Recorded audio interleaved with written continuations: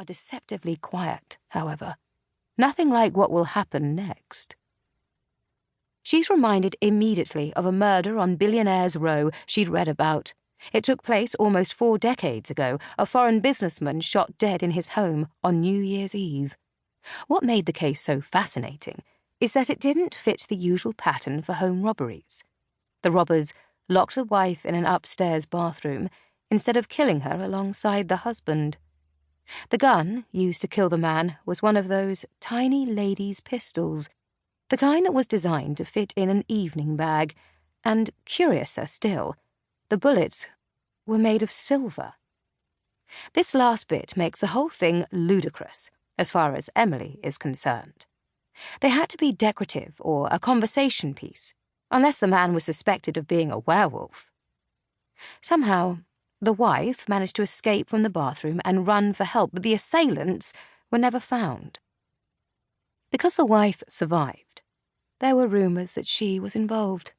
Of course. Even when a woman is the victim, she can't escape suspicion. That infamous house is a few doors down. It was eventually sold and now, predictably, stands empty. Another of these absentee owners who only comes to London once or twice a year. It's the peculiar sound of the gunshots that make Emily think of the unsolved case she'd read about. Is that what the lady's handgun sounded like? Soft and dainty. Emily can't help but wonder. Her first wishful thought is that it has to do with one of the neighbours. Some have their own security, just as they do, though unlike the Rotenbergs, the neighbours' security tends to amount to nothing more than 1 or 2 personal security guards. One for the husband, maybe one for the wife and children. The bodyguards are discreet and professional, almost always former military. Many are Israeli, the preferred source for security at the moment, though Mikhail uses Russians, of course. The Rotenbergs have more security than most of their neighbours, but that's only to be expected, given who Mikhail is, and his special circumstances. Igor Volkov, their chief of security, lives with them.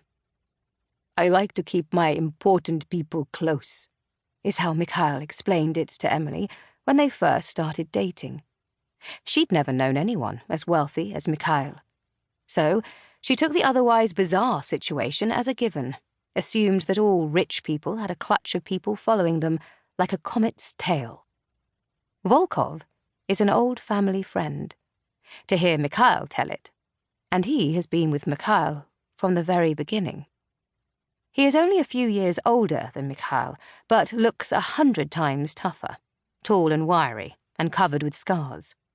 One circles his left eye, the circumference of a beer bottle. Like most Russian males, Volkov went right into the army after school.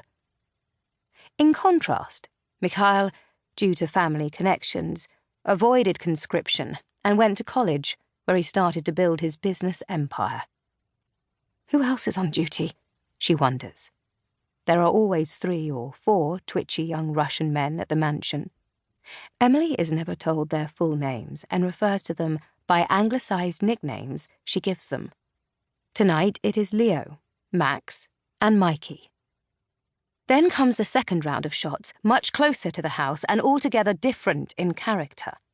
They must be automatic, something the police will confirm later. Short bursts of fire, bang, bang, bang, bang, much louder now. Emily trembles. What is going on? She asks, even though deep inside, she knows. Has always been expecting this, if she is honest with herself. Her first thought is of her babies in the children's wing. Alice Wilkinson is with them, of course, her bedroom next door to the nursery. It is her responsibility to get up in the middle of the night when one of the children coughs or cries or is wakened by a bad dream. But given the circumstances, it doesn't matter that help is in the same room with them. A nanny isn't enough. Emily has to be with them to make sure they are all right. It's funny, the stupid things one does in a moment like this. She takes a few precious seconds to put on a dressing gown. In her defence, what she is wearing is rather sheer and hardly the kind of thing you want to be caught in when armed gunmen descend on your home. She hopes, as she yanks